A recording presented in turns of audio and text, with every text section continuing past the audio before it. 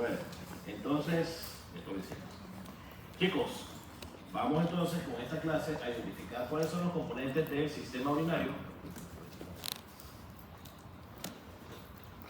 Cuáles son los componentes del sistema urinario y vamos a ir viendo de cada uno de esos componentes la composición morfológica o anatómica y como siempre haciendo correlación de cositas importantes anatomoclínicas. Eso para que lo tengamos en cuenta para la evaluación. Entonces vamos a ver cómo está dividido el sistema urinario, los órganos que pertenecen a cada división y vamos a ver los aspectos anatómicos de cada uno de esos órganos, relaciones anatómicas, la forma, la ubicación, empezando por los riñones. La función del riñón la vamos a mencionar, ustedes tendrán clases de fisiología mucho después y vamos a ver los segmentos anatómicos del riñón, cuál es la fundamentación anatómica para segmentar el riñón y vamos a ver los detalles anatómicos de los riñones por dentro, pero también del uréter, la vejiga, la uretra. Por ahí citológicos, pero eso no. Ok, aquí invariablemente me termino metiendo allí. Ok. Ustedes este semestre están estudiando un sistema, el sistema urinario, que va a estar formado por dos grandes componentes, los dos riñones como órganos funcionales y las vías urinarias. Esos son los dos grandes componentes. Entonces los riñones son los órganos que se van a encargar de la filtración de la sangre para formar la orina y eliminar los desechos, y luego esos desechos y esa orina van a circular por un sistema tubular que es lo que denominamos vía urinaria. Ese sistema tubular comienza en los uréteres, sigue luego la vejiga urinaria y finaliza en la uretra. Entonces ahí estamos viendo los dos grandes componentes. Y uno de los grandes rasgos comenta que la función del sistema urinario es la eliminación de desechos, la eliminación de agua, pero eso no es lo único que hace el sistema urinario. El sistema urinario, dentro de sus funciones, tiene, número uno, el equilibrio hídrico del cuerpo. ¿Eso qué implica? El riñón tiene la capacidad de eliminar agua si hay sobrehidratación, o por el contrario, retener agua si lo que hay es deshidratación. Es decir, el riñón permanentemente está formando orina, sacándole agua a la sangre. Lo que pasa es que en algunos momentos decide si esa agua que eliminó, que filtró para botarla, vuelve a regresar a la sangre, o si por el contrario si la deja ir, dependiendo del estado de hidratación de la persona. Eso lo entenderán más adelante. Pero no solamente lo hace con el agua, lo hace con los electrolitos.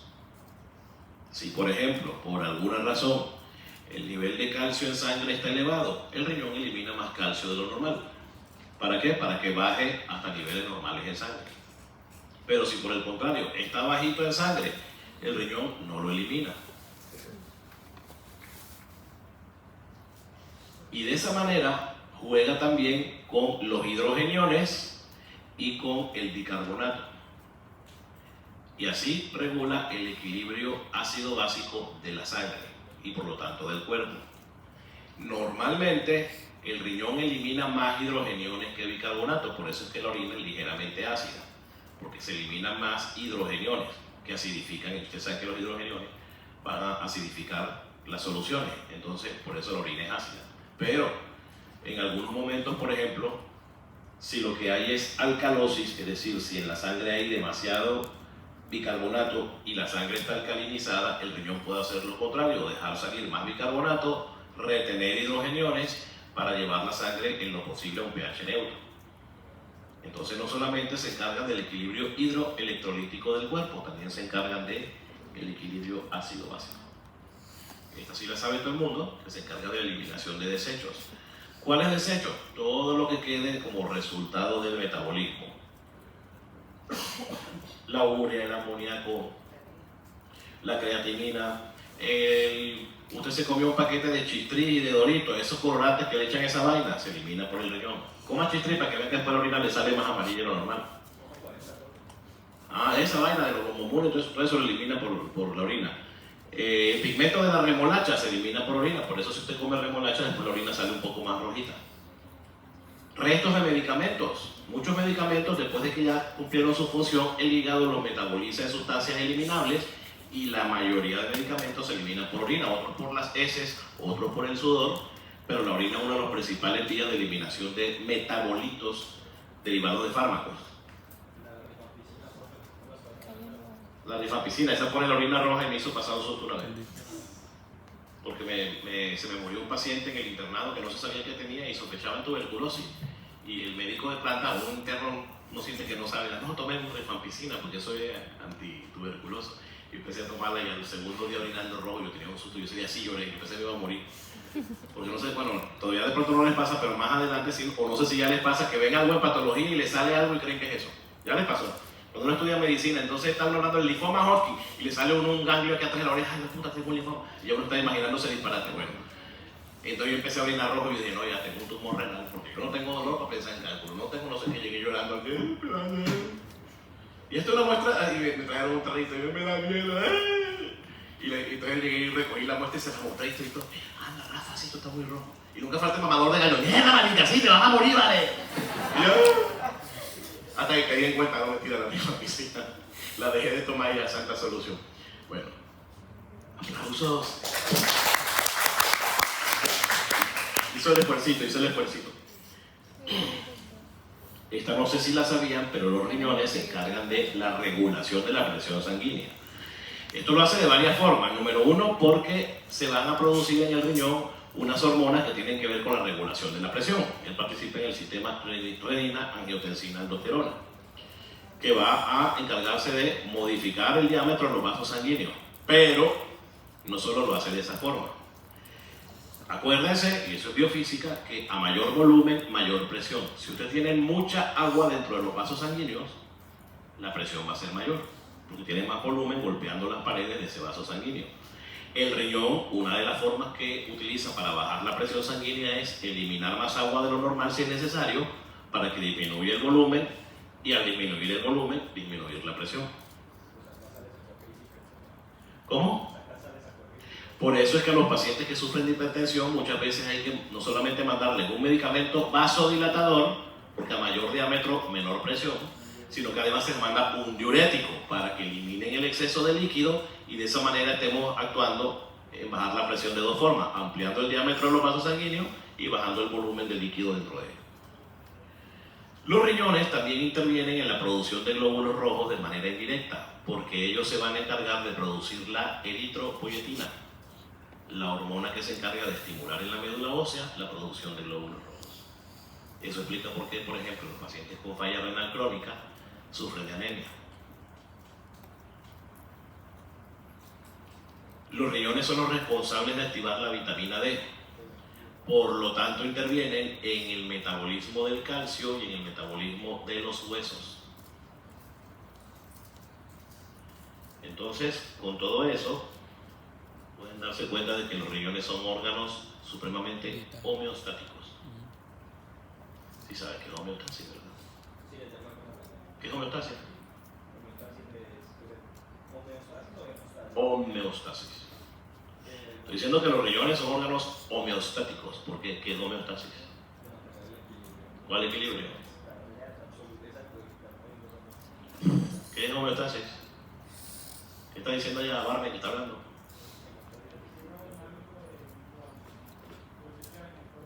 Equilibrio de los líquidos en el cuerpo es homeostasis. De los líquidos absolutos y todas esas moléculas.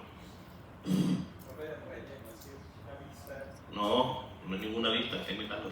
Eso no es homeostasis. ¿Qué, Julián? No, pero leyéndolo hasta yo. ¿Y qué es eso del ambiente interno? ¿Cómo es eso?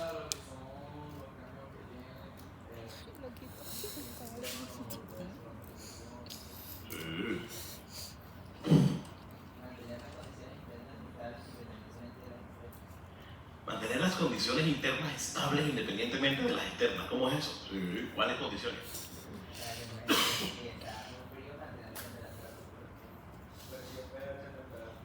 Y esas manifestaciones internas, ¿a qué se refieren?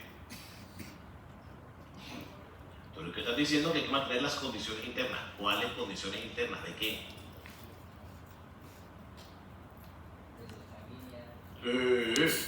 Presión. pH. Nada. Osmolaridad. Oye, ustedes pasaron por fundamentos y ni por ahí tienen idea que es homeostasis. Eso tienen que tenerlo clarísimo, sobre todo en el cuarto. Clarísimo, y más con renal. ¿Qué dicen? Ay, flaca, ya que llegaste tarde, opina ahí de paso. Gánate el derecho a ser admitida. ¿Qué es eso que hay que mantener? ¿Cómo es? En condiciones estables. El Julián allá leyendo machetico que tiene. ¿Qué es lo que hay que mantener estable? Ay Dios, tan feo para la foto y peor para el video. ¿Qué dice Tom? ¿También llegó tarde? ¿Cómo? Equilibrio del medio interno. ¿Qué es el medio interno? No, esa palabra nadie la que usó, tú fuiste el que la usó. ¿Qué es el medio interno? Por ahí va la cosa. Homeostasis es equilibrio del medio interno. No está bien expresada, pero por ahí va la cosa. ¿Qué es medio interno?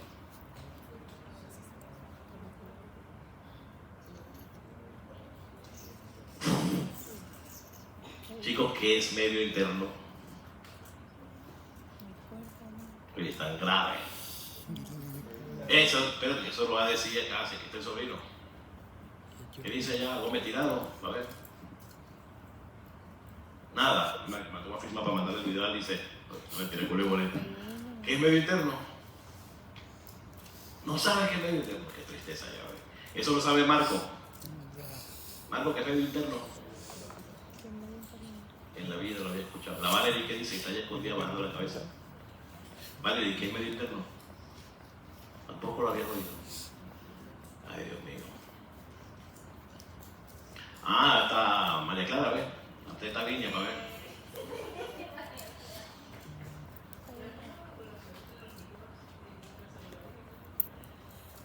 Medio interno, la regulación entre el líquido intracelular y el extracelular. Homeostasis, la regulación entre el líquido extracelular y el intracelular. Sí. Ya la María Clara la está metiendo por otro lado. A ver. Ven acá. ¿Cuál de los dos es más importante ahí? ¿El intra o el extra? El intra. Ella se metió en su lío, que ya salga, ¿eh? Sí, esa está pastelera, uno de los dos. ¿El interno o el externo? Perdón, ¿el intra o el extra? ¿Cuál es más importante? El intra. ¿Por qué? Sotelo. ¿Cómo? No voy a ver. ¿Por qué el interno?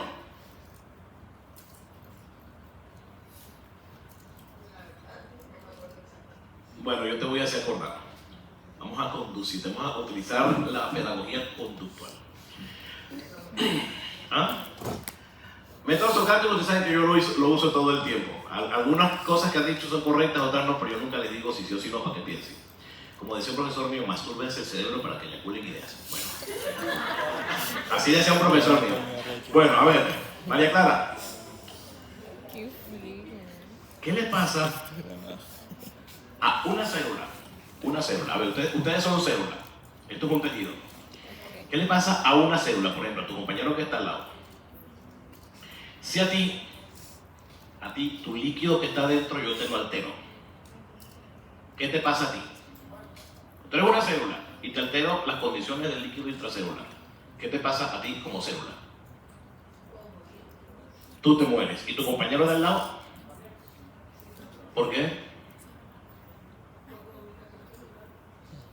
A ver, ellos están comunicando si yo los veo separados e independientes. No. Ni siquiera en el epitelio pasa eso. Porque hay material intercelular o no. Si se acuerdan del tejido conectivo, ¿verdad? La clase que tengo mañana en Fundamentos, si no los invito. Entonces se muere tu compañero, ¿están de acuerdo? ¿Por qué? Sí, ¿por qué? No, estamos hablando del medio interno, o sea, el líquido de ella, el de adentro de ella se lo alteré. Ella se muere, el compañero de lado también se muere, y tú que estás tantito más lejos, también te mueres.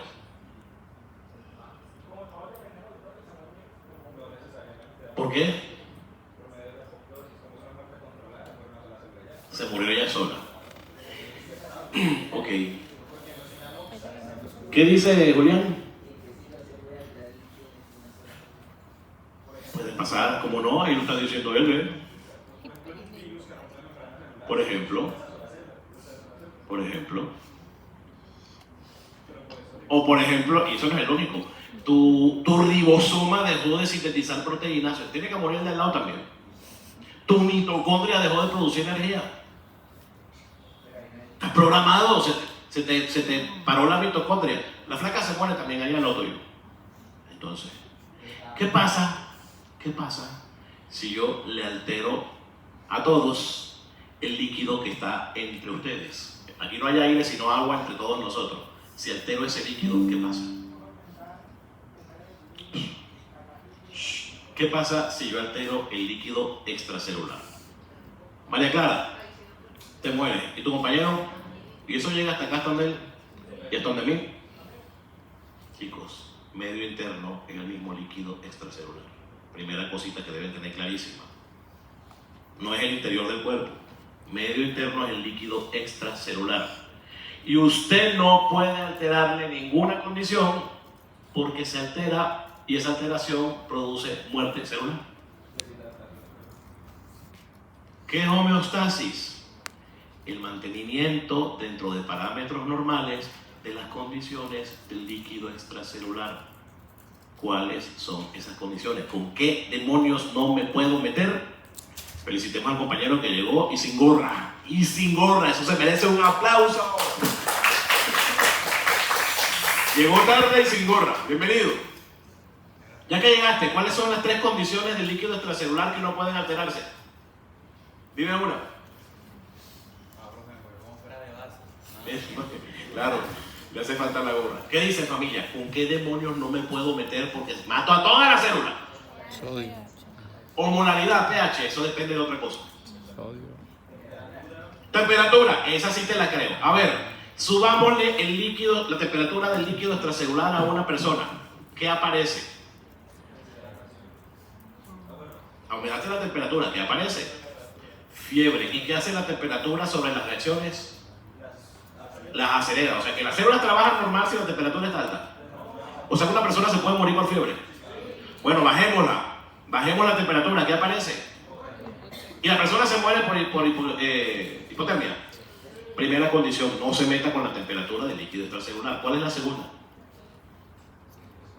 Concentración, eso sí, porque si dice osmolaridad, nada más me estás hablando de algunas cositas.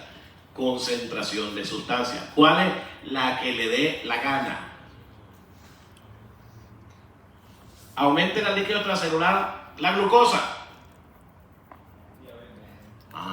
Bájesela. Aumentele el calcio. ¿Y si lo bajamos? Cualquier sustancia en el líquido, hasta los desechos. ¿Por qué creen que la gente se muere con falla renal? Porque aumentaron los desechos en sangre. ¿Y eso qué es? Concentración, pero de desecho. ¿Estamos claros? ¿Y cuál es la tercera? Nos va a decir la compañera que llegó. Un aplauso para ella porque vino con gripa y todo. Bienvenida. Estás perdiendo de culo de clase, no mentira. ¿Cuál es la tercera? ¿Cuál es la tercera condición que nos falta? Viste, no saben porque viene llegando. Temperatura, concentración, falta una, chicos. Con la que más trabaja el riñón. ¿Cuál? Volumen. No puedes ni aumentar ni disminuir el volumen del líquido extracelular. ¿Qué pasa si a una persona se le aumenta el volumen del líquido? ¿Pero qué aparece? Edema, y las células que comienzan a hacer, a perder electrolitos, disfunción, etcétera, por lo que ya ustedes saben, de un medio hipertónico al otro y no sé qué, no sé cuándo. Eso lo vieron en segundo. ¿Y qué pasa si bajo el volumen? Deshidratación. Chicos, en conclusión, homeostasis es el equilibrio de las condiciones del medio interno, entiéndase líquido extracelular. Y esas condiciones siempre deben estar en parámetros normales: volumen, temperatura y concentración. Si alguna de las 3 se altera, ¿qué aparece? Enfermedad. Lo que pasa es que ustedes en Familia, Sociedad y Salud les enseñaron que la OMS dice que enfermedad es ausencia de salud. Así lo define la OMS, yo no acuerdo. Pero eso es para la OMS. Pero en fisiología, enfermedad es toda alteración de la homeostasis. ¿Ok? Entonces, mis chicos, miren lo homeostáticos que son los riñones. Regulan concentración de muchísimas sustancias en el cuerpo, incluyendo los desechos, y regulan volumen. Con temperatura si no se meten, pero ya con las dos que están trabajando están haciendo muchísimo. Entonces, familia, teniendo eso claro, que eso debe tenerlo clarísimo para que ahora que comiencen a ver las funciones de cómo se forma la orina, tengan claro esos conceptos.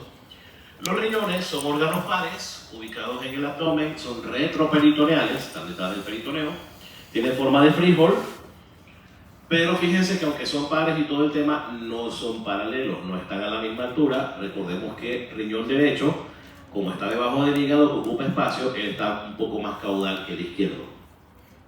Entonces sí, aquí estoy trazando una línea bajo el polo inferior del riñón izquierdo y miren que el riñón, no, perdón, este es el derecho, sino que estamos viéndolo de espaldas. El polo riñón, inferior del riñón derecho, miren que el izquierdo está más alto. Están más o menos ubicados entre T11 y L3, es más o menos la altura. Ahí más o menos está, se las señalé por aquí.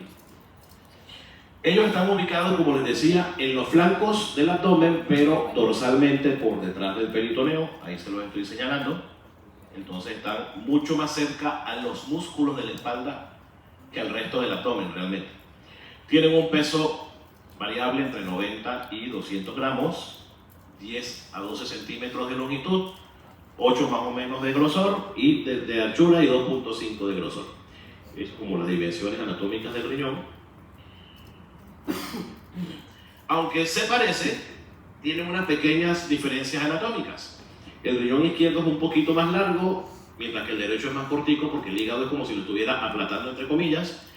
El riñón izquierdo es más estrecho que el derecho, que tiende a ser un poquitín más ancho, y como ya habíamos visto, el izquierdo está más cladeal, más arriba. El derecho está más caudal porque el hígado le quita altura. Y si lo comparamos con la línea media, el riñón izquierdo está más cercano a la línea media que el derecho. Por eso es que los vasos renales derechos son más largos que los izquierdos, porque el izquierdo está más cerquita a la línea media, que es por donde está pasando la aorta. En la parte superior, el riñón izquierdo tiene como vecinos, por ejemplo, la 11ª costilla. El derecho no, el derecho tiene al hígado. Entonces son como pequeñas variaciones anatómicas. Ambos tienen encima las glándulas suprarrenales. Una forma de diferenciarlos también es por la forma de estas glándulas. Recordemos que la glándula suprarrenal derecha tiene forma más triangular, o sea, es más piramidal, mientras que la izquierda tiende a ser semilunar. Esto se ve, así se ve. Entonces, ¿qué relaciones anatómicas tienen los riñones? Por superior, ambos tienen a las glándulas suprarrenales y también ambos tienen por encima el diafragma, solo que el riñón derecho pues también tiene encima el hígado. Por caudal o por inferior, ambos se relacionan con el músculo psoas ilíaco, psoas mayor. De hecho, hay un signo clínico, que ustedes verán, me imagino que se mete en biología, que se llama signo del psoas, que aparece cuando hay o un absceso de este órgano o, por ejemplo, situaciones que aumentan el tamaño del riñón, como por ejemplo el cáncer renal o por ejemplo una hidronefrosis. ¿De qué hidronefrosis? ¿No? Hidroagua. Si el riñón, por ejemplo, se obstruye, digamos que hay un cálculo muy grande y lo obstruye, toda la orina que debía salir comienza a acumularse y el riñón se aumenta de tamaño porque se llena de agua, de orina. Eso se llama hidronefrosis. Entonces, si aumenta el tamaño del riñón, puede comprimir por caudal al psoas y cuando el paciente hace una flexión de cadera contra resistencia, va a tener muchísimo dolor. Acuérdense que este músculo lo que hace es flexionar el músculo y llevarlo al abdomen.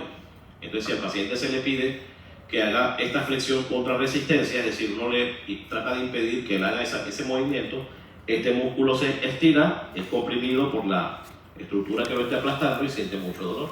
Se llama signo del psoas. Pero también por debajo está el músculo cuadrado lumbar. Son dos relaciones anatómicas por inferior que tienen ambos riñones. Por anterior sí no van a tener las mismas relaciones. Por posterior sí, ambos se relacionan con los músculos del dorso, pero por anterior, como en el abdomen los órganos no son simétricos, allí sí van a haber diferencias. Riñón derecho, por anterior podemos ver en la imagen que tiene el hígado, tiene también el colon transverso y también está el duodeno, señalado aquí con el número 4. Mientras que el riñón izquierdo, por anterior a quien tiene al páncreas y delante del páncreas el estómago, y por anterior y lateral tiene al vaso. Entonces, esas serían las relaciones anatómicas de ambos riñones. ¿Alguien me habló? ¿No? Bueno.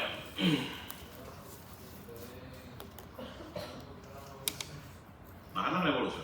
Sí. Eso ya ustedes se lo saben, si está en el libro, hermano, está parando, bueno, ya está un pendiente del celular. Bueno, entonces mis chicos, estos órganos están, como ya hemos mencionado, en los flancos, detrás del peritoneo, pero ¿por qué no se caen? Porque ellos no están agarrados por ningún ligamento como el hígado. El hígado tiene como 6 ligamentos que lo sostienen. Los riñones no. Los riñones no tienen sostén directo, pero sí están retenidos por una serie de capas que los rodean y que los ayudan a mantener en su puesto sin necesariamente fijarlos a la pared abdominal. ¿Cómo es eso? Los riñones se encuentran recubiertos por una capa de tejido conectivo que los recubre. ¿Cómo se le llama histológicamente a las capas de tejido conectivo que envuelven órganos? Díganlo uno. Cápsulas. Entonces te entendí cápsula. La cápsula renal. El vaso tiene una cápsula, el hígado tiene una cápsula. Ese es el primero de los tejidos que hay alrededor del riñón. La cápsula renal es tejido conectivo denso irregular. Lo rodea, lo protege, pero nos damos cuenta de que ya por fuera de esta cápsula lo que hay es abundante grasa. Esta grasa rodea el riñón, lo envuelve, lo amortigua, y eso es importantísimo. Esta estructura de grasa que está rodeando a los riñones recibe el nombre de cápsula adiposa o grasa perirenal. Si se fijan, esta grasa se extiende para entrar incluso al interior del riñón. El riñón tiene una región que es hueca, aunque no está vacía, tiene una región hueca, ahorita vemos, y se va a meter aquí, en esta región, pero también envuelve los vasos renales. Entonces, esa es la grasa perirenal o cápsula adiposa. Por fuera de esta cápsula adiposa vamos a encontrar otra envoltura de tejido conectivo, la fascia renal. Pero si se ubican bien en la imagen, se van a dar cuenta que esta fascia renal es una extensión de una estructura que ustedes ya conocen. Esto que estamos viendo aquí, ¿qué es? Oblicuo externo, oblicuo interno, transverso del abdomen, fascia transversalis. Hacia posterior, la fascia del músculo transverso del abdomen se extiende y forma la fascia renal. Y esa fascia renal, si ustedes se fijan en la imagen, se divide en una hoja anterior y una hoja posterior para envolver el riñón junto con la cápsula adiposa. La hoja anterior, esta que estamos viendo aquí, recibe el nombre de fascia de Gerota, y la hoja posterior es la fascia de Zuckerland. Esas son las dos hojas que forman la fascia renal, una extensión de la fascia transversalis. Y ahora, por fuera, volvemos a encontrar otra envoltura mucho más gruesa de grasa que incluso se fusiona con la grasa del peritoneo. Esta estructura mayor de tejido adiposo que está por fuera del riñón es el cuerpo adiposo o grasa paralela, pararenal. No confundan la peri con la para. La peri es esta, alrededor del riñón, que es la misma cápsula adiposa. Y la para es esta que está por fuera, el cuerpo adiposo. Esas son las estructuras que rodean el riñón, lo envuelven y lo mantienen fijo sin necesidad de unirlo directamente a la pared abdominal o sostenerlo. Simplemente lo están conteniendo allí y lo amortiguan por ser grasa.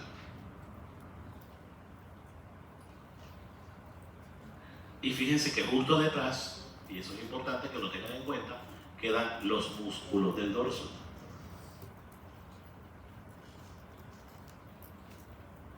Veamos ahora esta imagen que nos está mostrando un corte sagital de los riñones. Entonces, acá estamos viendo por anterior la lámina de Gerota, por posterior la de Zuckerland, que acuérdense que ambos hacen parte de la fascia renal. Ellas no solamente envuelven al riñón, sino que además, al envolverlo, lo separan de la glándula suprarrenal que tiene justo arriba, formando esto, el tabique interreno-suprarrenal. Es el tabique que separa el riñón de la glándula suprarrenal. Acuérdense que el tejido conectivo une, pero también permite dividir, separar por planos. ¿Esto por qué es importante? Lo que les estaba comentando de estas estructuras que envuelven al riñón y la cercanía del riñón con los músculos del dorso, porque esto puede ser usado a su favor cuando usted esté explorando un paciente. Por ejemplo, usted está sospechando que el paciente tiene un cálculo. Doctor, yo estoy orinando rojo, tengo mucho dolor en la región lumbar, o me estoy hinchando, me da dolor en la región lumbar, pues puede ser una hidronefrosis, puede ser un cáncer, puede ser un cálculo. Hay una técnica en semiología que me ayuda a mí a saber si el riñón está afectado. Si este riñón, por ejemplo, aumenta de tamaño, ¿qué pasa, familia, con el grosor de la grasa y de los tejidos que lo están rodeando? ¿Cómo? Lo empujan, o sea, ¿qué le pasa a los tejidos que lo envuelven? Se comprimen, o sea, que se adelgazan. Y acuérdense que una de las funciones del tejido adiposo es amortiguar. Entonces, si yo adelgazo el tejido, el amortiguamiento va a ser menos. Entonces, con la cara medial del puño, ¿se acuerdan? Posición anatómica medial. Con la cara medial del puño, yo hago un golpecito en la región lumbar del paciente. Y como ya no hay tanto grosor de capa entre la espalda y el riñón, cuando yo golpee, el paciente percibe la vibración. Esto le va a producir inmediatamente un choque directo al riñón y me va a poner cara de dolor, facie álgida. Cuando yo hago eso, tengo que estar mirando la cara del paciente. Y si yo al golpearlo veo que el paciente hace fascia dolorosa o incluso a veces lo expresa, ¿eso qué significa? Hay una puño-percusión lumbar positiva, o sea que el paciente sintió dolor cuando yo lo percutí. Y eso puede indicarme o que hay un cálculo ahí en la pelvis mayor que está obstruyendo el riñón, o peor todavía, que el riñón puede estar aumentado de tamaño por un cáncer, por una hidronefrosis o cualquier situación. Entonces es un signo clínico que me dice, tengo que concentrarme en el riñón. Cuando ese dolor, por ejemplo, es muscular o es por una hernia discal, no tiene por qué sentir dolor porque yo no estoy haciendo vibración sobre estas estructuras. Entonces, eso es una maniobra que me ayuda a diferenciar si debo centrarme en el riñón o buscar más bien lesión en otra región que esté por allí, en otro órgano que esté por allí. Eso es la puño-percusión lumbar. ¿Vamos bien? ¿Preguntas? Bueno, anatómicamente, en su parte externa los riñones son lisos, tienen una cara anterior y una cara posterior que es un poco más achatada, más aplanada. De hecho, esa es otra manera para uno ubicar los riñones, cuál es la parte de adelante y la parte de atrás, porque la parte posterior, la cara posterior del riñón es plana, mientras que la cara anterior es un poco más redonda. Y tienen dos polos, un polo superior, que es donde se aloja la glándula suprarrenal, y un polo inferior, que decíamos que era vecino a los músculos psoas y cuadrado lumbar. Y tienen bordes, un borde lateral, este es el borde que es convexo, mientras que el borde medial es cóncavo. En ese borde medial vamos a encontrar entonces el hilio renal o pedículo renal. Ese hilio renal va a ser el conjunto de varias estructuras que entran y salen del riñón.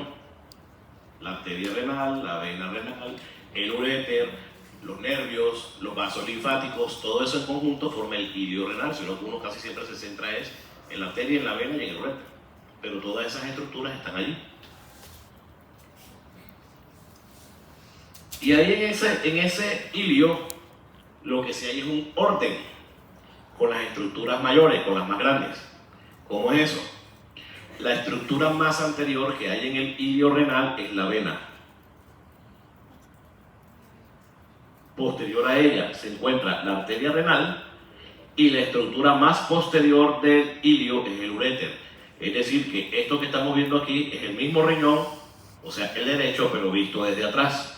Porque lo primero que estoy viendo aquí es el uréter, debería verlo de último, o sea que este no es el izquierdo, este riñón es el derecho visto desde anterior y este es el mismo riñón derecho visto desde posterior. Ahí está, hijo. La arteria, la vena es la que está más anterior, detrás la arteria y luego el uréter. Ese es el orden. La vena es la estructura más anterior. Miren, aquí estoy viendo lo contrario, aquí veo La arteria y el uréter de primero y la vena se ve detrás. O sea que esta es la parte de atrás de este mismo riñón. Como mencionamos ahorita, los riñones hacia su borde medial tienen un espacio hueco que recibe el nombre de seno renal. Pero ese espacio no está inhabitado, no está vacío. Ese espacio va a contener en su interior varias estructuras. ¿Qué va a contener? Las ramas de la arteria renal que entran allí, las tributarias de la vena renal que está saliendo de allí, pero también encontramos la porción más amplia de las vías urinarias, la pelvis renal. Esa pelvis renal se forma por la unión de los cálices mayores, que también están metidos dentro del seno renal. Y esos cálices mayores, a su vez, son la unión de los cálices menores. Entonces, esas son las estructuras que están ocupando el seno renal. Y también grasa, acuérdense que vimos hace un rato que la grasa perirrenal también penetra a ese espacio. ¿Sí, señor? Bueno, ¿cuántos cálices mayores vamos a encontrar en el seno renal? Aproximadamente entre 2 o 3, a veces pueden ser 4, mientras que cálices menores son de 8 a 12. Y eso tiene una explicación que vamos a ver luego. Menores de 8 a 12. Miremos ahora la configuración entonces, sigamos con la configuración interna del riñón. Si hacemos un corte en los riñones, vamos a observar que en los riñones, aparte del seno renal, que es el espacio vacío, el parénquima del riñón, o sea, ya lo que sería la porción compacta o maciza del riñón, el parénquima renal está dividido en 2 zonas. Una zona periférica, que recibe el nombre de corteza renal, y una zona central, mucho más amplia, que recibe el nombre de médula renal. Así está dividido el parénquima del riñón, corteza y médula. Y aparte está el seno renal, que sería el espacio hueco. En la médula renal vamos a encontrar unas estructuras que tienen forma triangular, cuya base se orienta hacia la corteza, o sea, hacia lateral, y el vértice se orienta hacia el seno renal. Estas estructuras triangulares reciben el nombre de pirámides renales. Los vértices de esas pirámides se proyectan hacia el seno renal y tienen el nombre de papilas renales y desembocan directamente en los cálices menores. Ahí estamos viendo cáliz menor y miren que la papila, que sería la puntica de las pirámides, desemboca en esos cálices menores. Entre pirámide y pirámide vamos a encontrar invaginaciones de la corteza que están separándolas y reciben el nombre de columnas renales.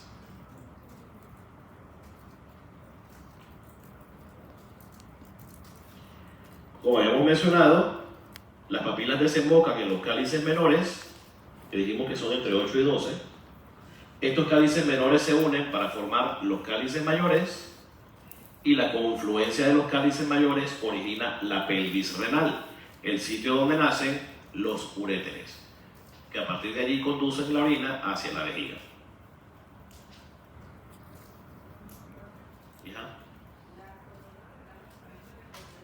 De corteza, ellos son tejido cortical que invaginó hacia la médula. ¿Ok?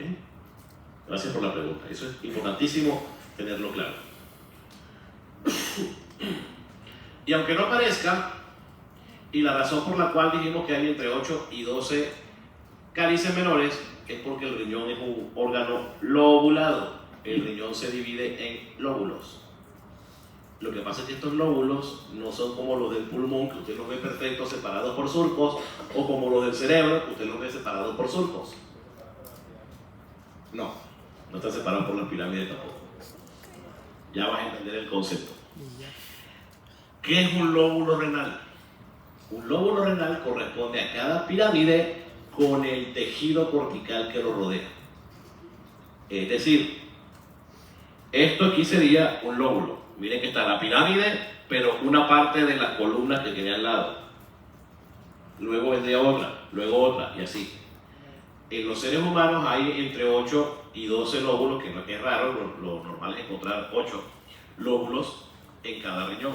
Entonces, por eso es que les decía que vamos a encontrar 8 cálices menores, generalmente.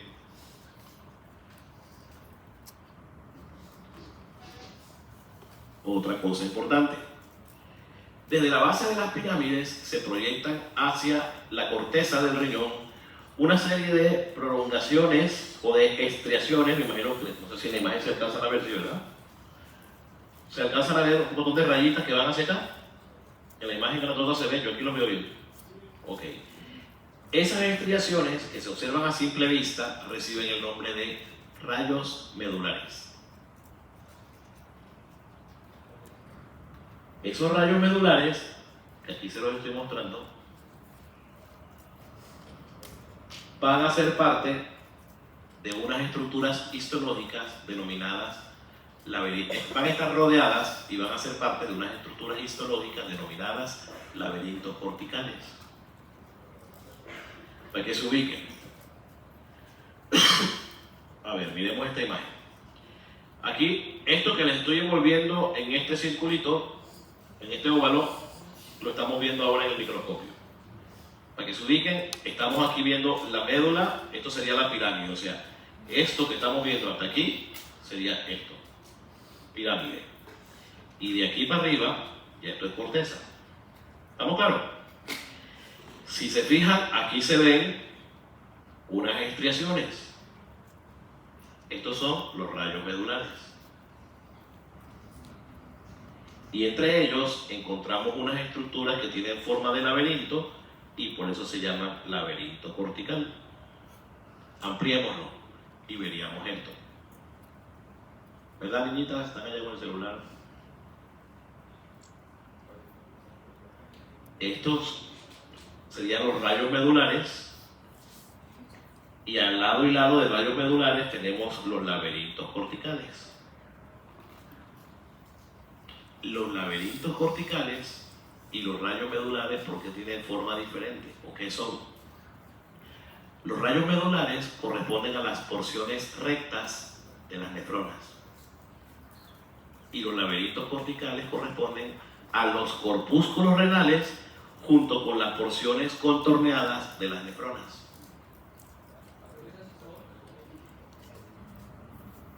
Por eso le dije que invariablemente me terminaba metiendo en histología.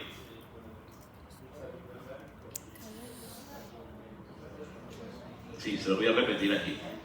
A ver, si se ubican, déjenme ver lo que sigue. Ya. Ah, ok. A ver, presten atención.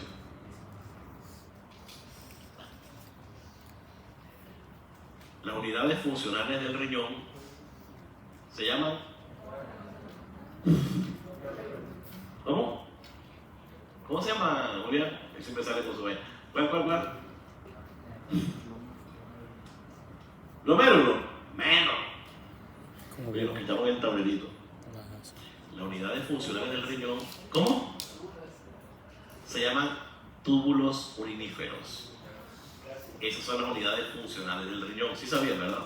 No sabían. Lo que pasa es que los túbulos uriníferos tienen dos componentes: las nefronas y los túbulos colectores. Pero en conjunto, toda la unidad funcional del riñón se llama túbulo urinífero. Lo que pasa es que nada más se centran en la nefrona porque es la que hace los procesos de formación de la orina. ¿Estamos claros? Ok, vamos a verlos aquí. Esto es un conducto colector y esto una nefrona.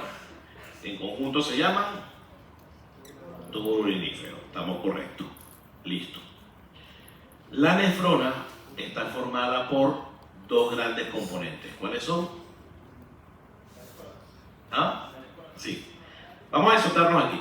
Esta es la nefrona. Tiene dos grandes componentes. ¿Cuáles son? El corpúsculo urinario y el sistema de túbulos. Eso es correcto. Los dos componentes de la nefrona. Creo que es lo que viene en la diapositiva. Ahí está. Corpúsculo y túbulos. Aquí está. conducto, pero metes el túbulo urífero, ahora sí, nefrona, me interesa, esto me traje mis diapositivas de cuando me ha tocado dar la clase de histología, aquí. Esto es corpúsculo urinario, ahí dice glomérulo, pero esto es corpúsculo urinario. Esto es el corpúsculo. Calmation, vamos por partes. Calmation. Todo esto se llama túbulo urinífero. Componentes: conducto colector y nefrona. Vámonos para la nefrona. Componentes de la nefrona: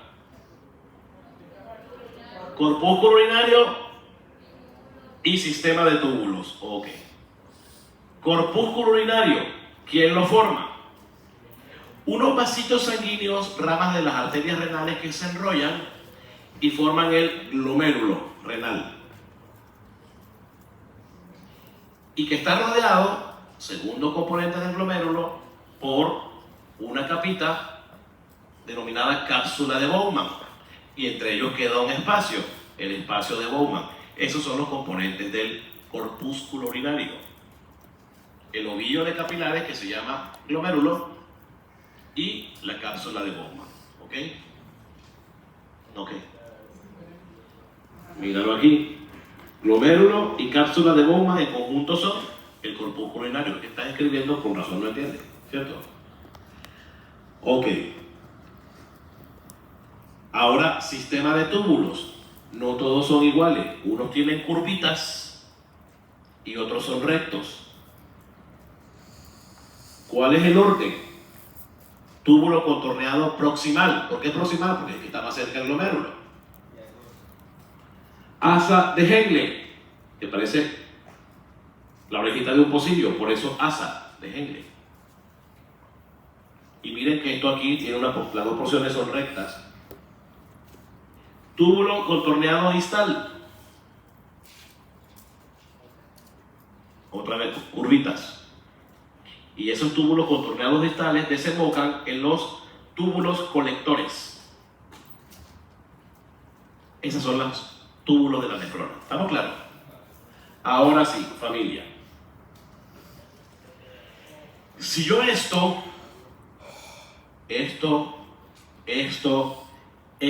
o sea, las porciones rectas de la nefrona, las veo de lejos,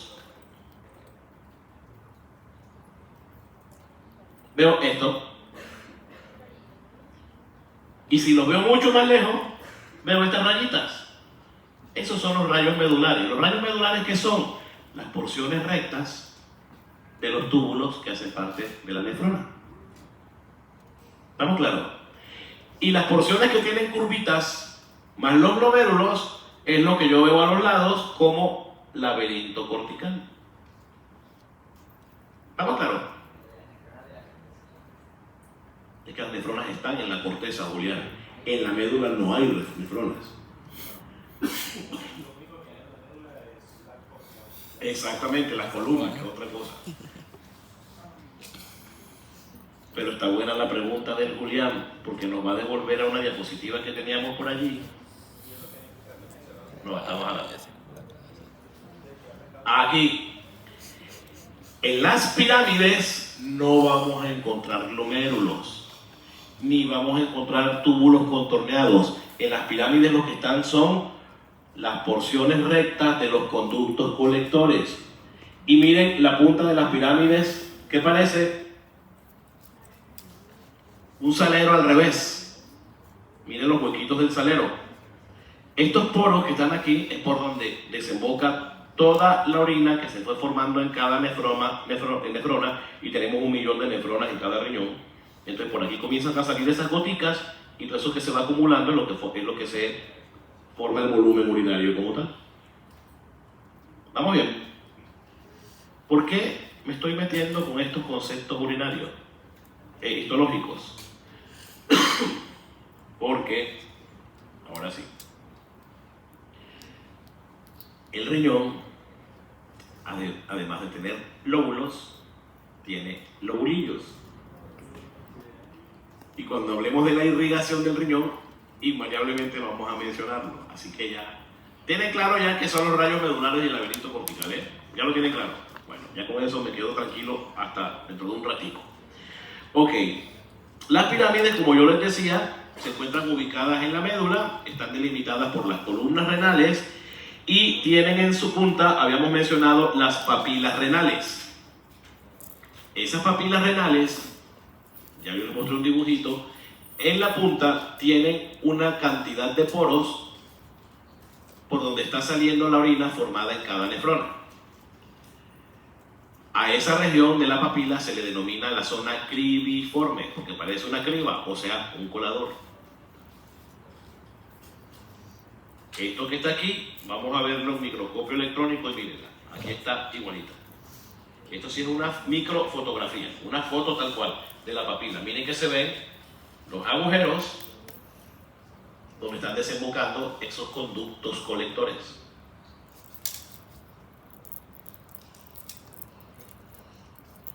Entonces, la orina vertida de la papila a los cálices menores, luego circula a los cálices mayores, se va acumulando y luego pasa a la pelvis renal. La pelvis renal dijimos que es la región más dilatada que hay en el seno renal por la confluencia de los cálices mayores y es donde se da nacimiento al uréter. ¿Estamos claros? Ok. Hablemos de la irrigación del riñón. De los órganos que hay en el cuerpo humano, los que invariablemente reciben más sangre son los riñones. Porque ellos tienen la obligación de filtrar la sangre, perdón. O sea, literal tienen que sacarle todos los desechos a toda la sangre del cuerpo. Entonces ellos están recibiendo una gran cantidad de sangre por minuto. Esa sangre que llega es agua con una cantidad de cosas en su interior. ¿Y ellas qué hacen? Lo mismo que hace un colador, dejan pasar el agua y se quedan con los desechos igualito con un colador. Lo que pasa es que son selectivos, algunas cositas sí las dejan pasar y otras no. Esto que estamos viendo aquí es una fotografía de una plastinación, y eso es una técnica que se hace en anatomía, en la cual se inyecta como una especie de silicona y se hace a los tejidos para, por ejemplo, en este caso, poder hacer como un mapa de las arterias, se endurecen y después de eso se quita todo lo que es tejido blando y se pueden pintar. Y miren cómo las ramas de la arteria renal, cuando entra el riñón, nos da la forma exactica del riñón. En otros órganos eso no pasa. Eso significa que cada arteria renal al entrar al riñón se ramifica múltiples veces, pero miren esas ramitas cómo van extendiéndose más y más, y uno ve clarito la forma de los riñones aquí.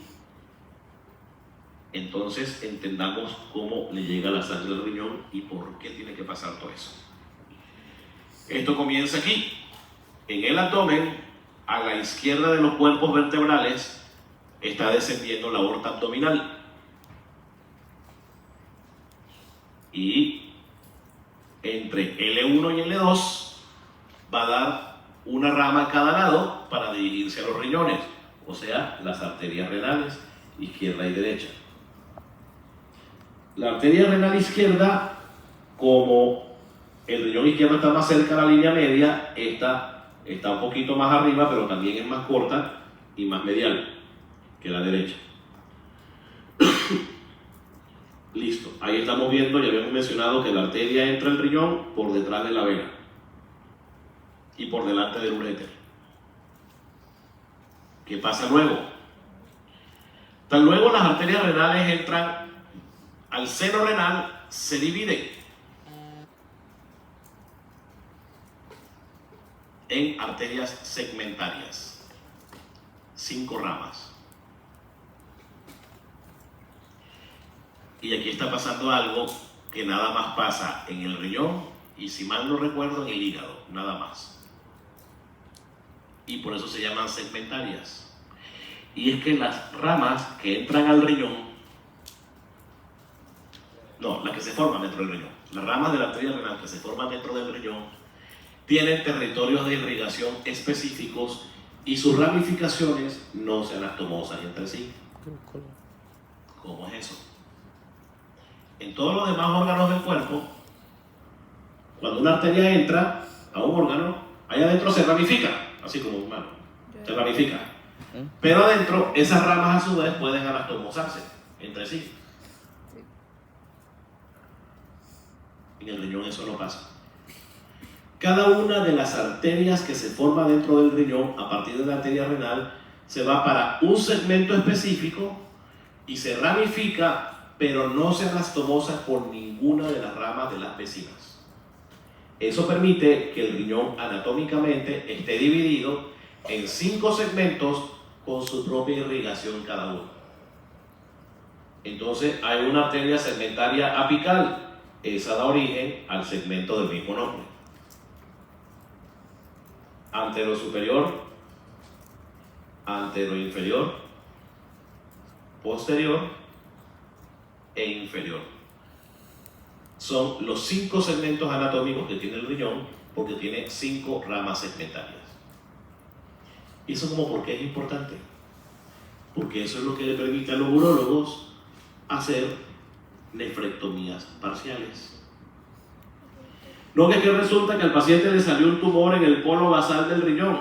Bueno, como las ramas que la arteria inferior dio no se meten en este segmento, sino que nada más se reparten aquí, el urólogo coge esta arteria, la pinza, ya hay unas líneas que están determinadas, que ellos saben por donde ya más o menos estudios han demostrado donde no hay línea de corte que sangre, y ellos pueden hacer un corte y esto no va a sangrar porque es que esto tiene su irrigación propia.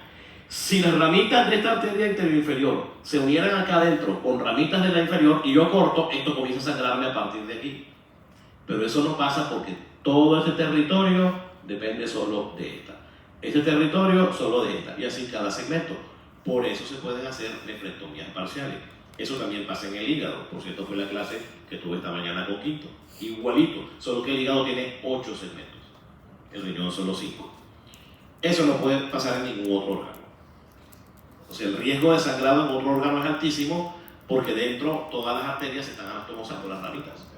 ¿Cómo es? Pulmón, pero pulmón es fácil porque el pulmón, los lóbulos están separados por surco, igual que en el cerebro. Pero es que aquí tú no tienes ningún surco separando. Esta es una víscera completamente maciza que no tiene separaciones. Entonces aquí no tienes manera de saber esos lóbulos si se anastomosan o no. Afortunadamente el riñón no las tiene, pero en otros órganos no puede hacer eso. Riñón y cerebro sí, porque están separados por surco. Eso te da la tranquilidad de que no haya anastomosis, pero en un órgano como este, ¿cómo hace? Bueno, entonces ya tenemos claro las arterias segmentarias. Cuando estas arterias entran al riñón, van a pasar ahora entre las pirámides subiendo por las columnas, recibiendo el nombre de. Si está pasando entre cada pirámide, a nivel de las columnas, ¿cómo se llamarán? ¿Qué es esto? Un lóbulo. ¿Qué es esto? Otro lóbulo. Entonces, ¿cómo se llaman estas arterias? Interlobares o interlobulares. Ascienden hacia la corteza como arterias interlobares o interlobulares, porque están entre un lóbulo y otro. Cuando llegan a la base de las pirámides, hacen un surco, un arco, formando las arterias arciformes, formas de arco.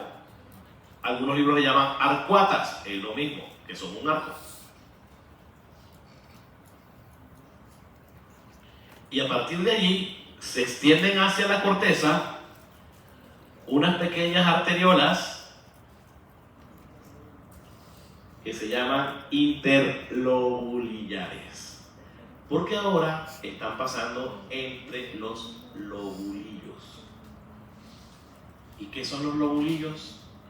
Y ese es un término histológico, por eso hace un ratico me metí con histología. Un lobulillo renal, ¿qué es? Cada rayo medular con el laberinto cortical que tiene alrededor.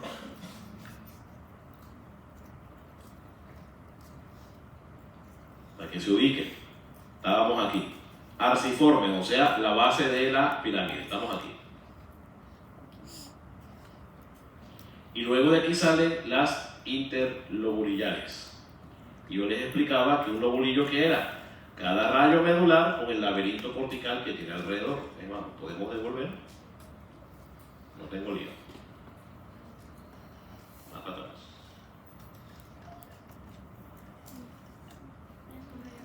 Me pasé. Aquí. Rayo medular, laberinto cortical. Rayo medular, acá viene otro. Esto, con esto que tiene aquí alrededor, es un lobulillo. Este, con esto acá, otro lobulillo, y así. Entonces, esas arterias interlobulillares ahora están pasando por aquí. Por se llama interlobulillares, está pasando entre un lobulillo, aquí, por aquí, entre un lobulillo y otro, ¿ok? De esas arterias interlobulillares, familia, es precisamente donde van a salir ahora las arteriolas aferentes que se meten en el corpúsculo para formar el glomérulo. Ubíquense, arterias interlobulillares originan las arteriolas aferentes, se meten en la cápsula de Bowman, se enrollan y me forman el glomérulo, pero vuelven y salen como arteriola eferente.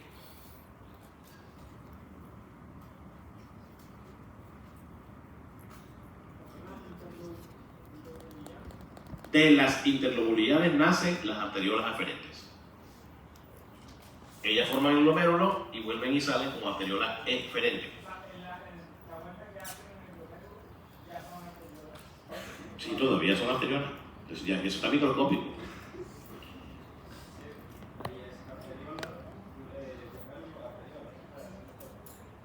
Pero es que tiene que poner el apellido. Arteriola aferente, glomérulo renal, arteriola eferente. ¿Y luego qué pasa?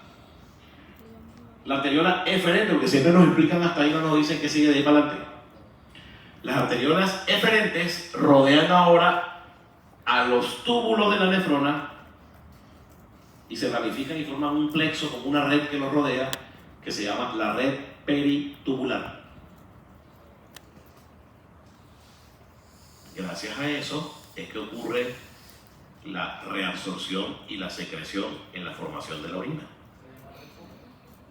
Red arterial peritubular es el nombre completo.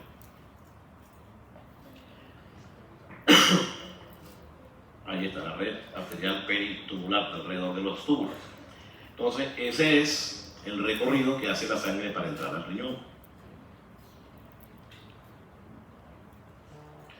¿Preguntas renales?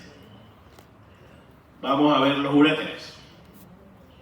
Los uréteres son dos conductos musculares que vamos a encontrar comunicando a los riñones con la vejiga.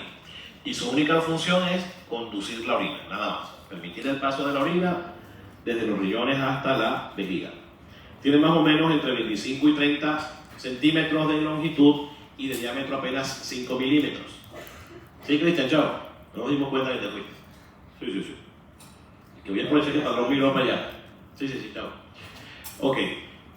En su recorrido, los uréteres tienen 3 estrechamientos anatómicos. ¿Y eso por qué es importante?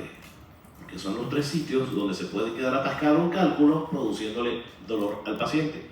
Y yo los puedo reconocer mediante el examen físico si sé dónde quedan.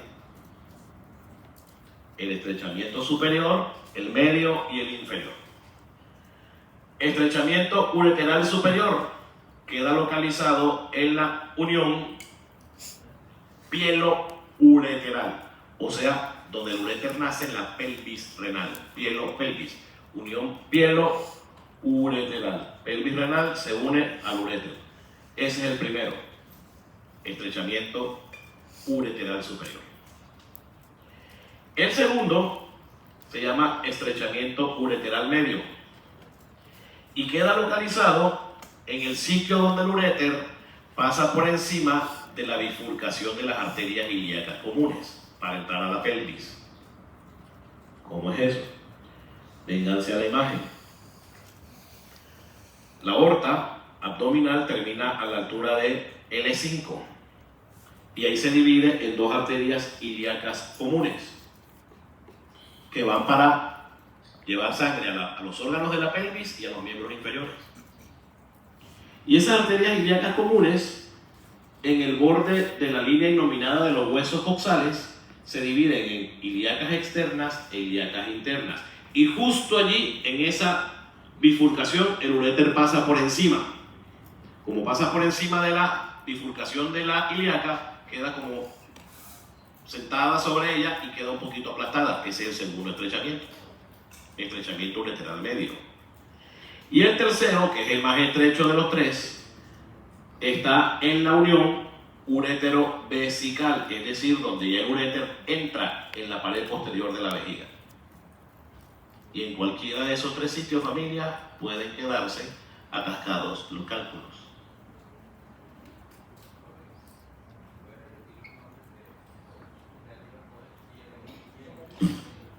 Ya nos vamos a repetir porque vamos a explicar también semiológicamente cómo se ubican.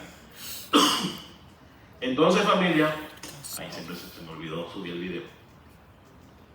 ¿Qué les quiero contar? Su profesor de anatomía, este servidor, hace 2 años, para esta época fue operado de una litotricia y adivinen dónde estaba el cálculo. No, estaba aquí, pero logró bajar tantito y adivinen, me dice el urólogo, me fueron a operar, porque yo con el dolorzazo primero aguantaba, me quitaría eso no es pulso, empecé a tomar líquido y no sé cómo, me daba temporadas que no me daba y yo estoy bien, me dio fuertísimo. Y fui a urgencia, me atreví porque yo soy mal paciente, y preciso, ahorita les muestro la técnica semiológica, la médico me dijo, el cálculo está en el estrechamiento medio, ese ya yo sabía. Bueno, no, ya yo sabía porque yo también me sentía el dolor. Y entonces dije, no, me dio la orden para el Urotac. Y entonces me lo fui hacia Sura, que es mi EPS, y entonces resulta que el resultado no me llegaba, y yo, claro, o sea, no me abría, me dieron como un código. Y había un amigo que era profe en esa época aquí, que trabajaba aquí, y yo, oye, acá, Jorge, que esta vaina, no, espera, Rafa, ahí dice que tienes el cálculo. Y el estrechamiento medio está grandísimo, adivinen cuánto medía, 9,5 centímetros. Y en un éter 5 eso no tenía cuándo bajar.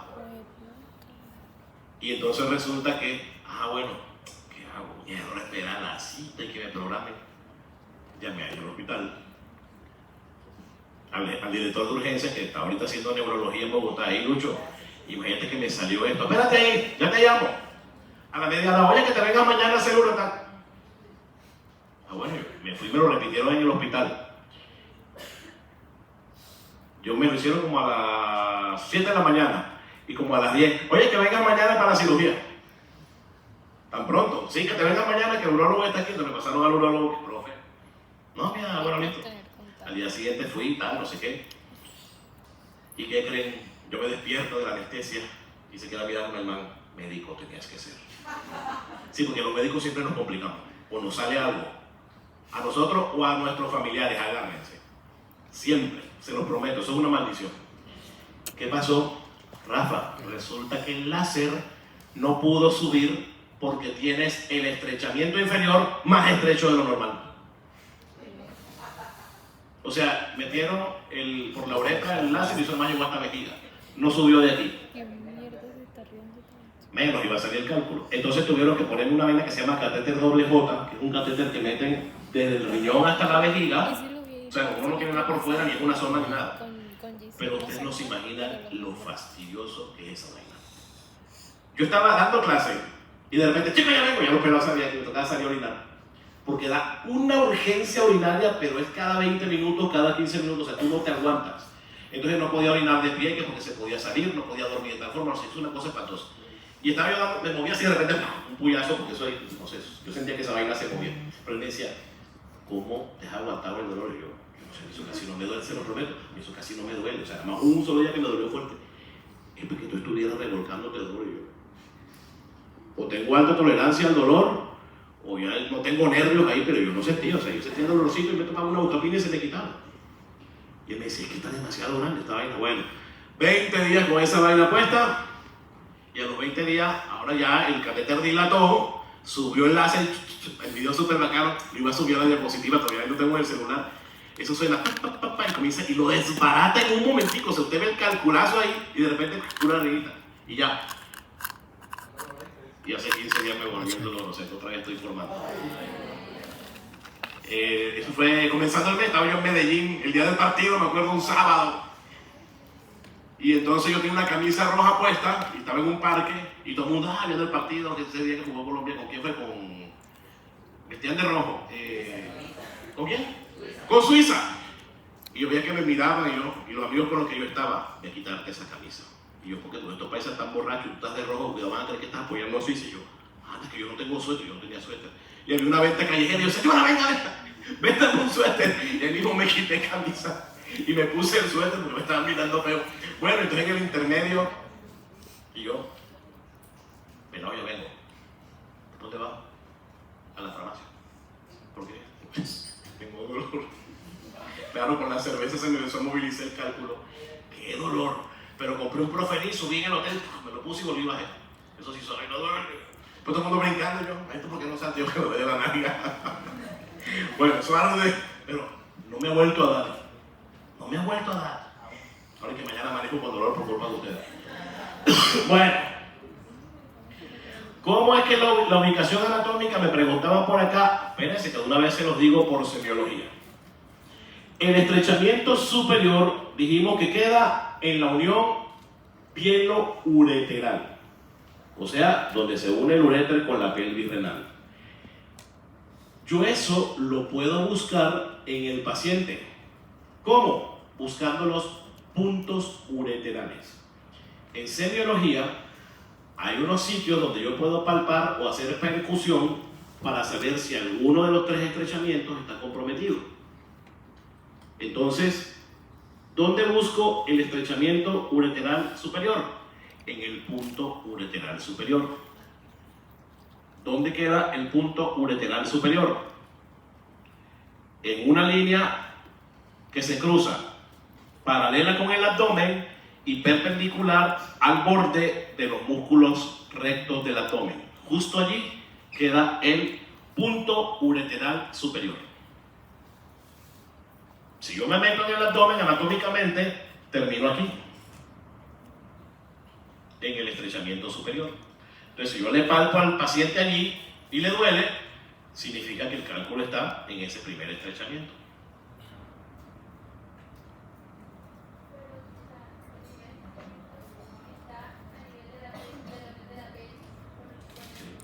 Y ahí es donde se encuentra el dolor. No, lo que hace de posterior es la puniopercusión, pero ahora estás haciendo palpación específicamente en los puntos del uréter.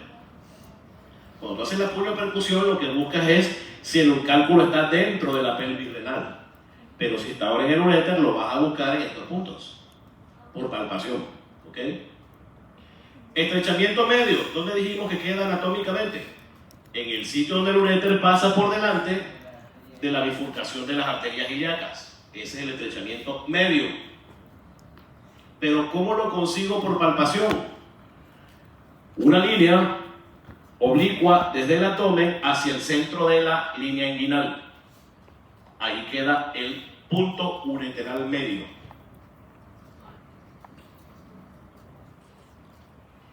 Y el estrechamiento ureteral inferior, anatómicamente, ¿dónde dijimos que estaba? En la unión uretero-vesical, donde el uréter se une con la vejiga. Pero ya eso está dentro de la pelvis. Y además el uréter entra a la cara posterior de la vejiga. Ese no lo puedo encontrar por palpación. Como eso queda aquí, en la parte de atrás de la vejiga, dentro de la pelvis, únicamente se puede encontrar es por tacto vaginal si es una mujer o tacto rectal si es un varón. Allí se localiza el punto ureteral inferior. ¿Vamos bien? Los uréteres tienen en su trayecto una porción abdominal, que es cuando descienden desde el uréter hasta que entran a la pelvis. Luego tienen una segunda porción, que es la porción pélvica, que es cuando ya ocupan el interior de la pelvis. Y hay una porción intramural, que es cuando entran a la vejiga. Ellos están pasando, como podemos ver aquí, por encima de los músculos psoas y por detrás de las arterias gonadales. En la mujer se llama arteria ovárica, en el varón se llama arteria testicular. Esas estructuras están pasando por delante de los uréteres. Antes, de hecho, cuando yo estudiaba, uno lo que hacía era cuando llegaba un paciente con un dolor subjetivo de cálculo, no le mandaban una radiografía de tórax, pero eso era perder el tiempo porque es que los cálculos no siempre se ven. Ya por eso hoy en día el estudio que debe hacerse es un urotac. Eso es un TAC solamente de vías urinarias y ahí sí se ve si hay cálculo en algún lado. Pero en una radiografía de abdomen yo puedo localizar más o menos el uréter lateral, en el tercio lateral de los procesos transversos de las vértebras lumbares. Entonces yo veo las vértebras lumbares, sus procesos transversos, y más o menos miren que en el tercio externo o lateral se alcanza a ver más o menos por donde pasa el uréter. Aquí lo que pasa es que como a esto se le dio un contraste, yo estoy viendo el uréter. Pero en una radiografía de tórax normal no se ve absolutamente nada. Entonces, eso por eso es que eso hoy en día no se usa.